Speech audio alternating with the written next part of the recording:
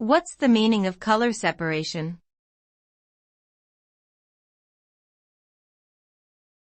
Color separation.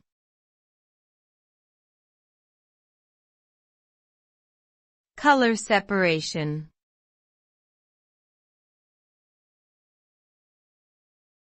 Color separation.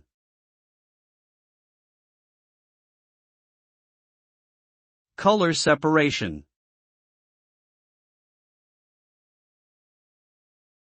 Color separation is the process of separating a full color image into individual color components that can be used for printing. In this process, the image is divided into 4 colors: cyan, magenta, yellow, and black, CMYK.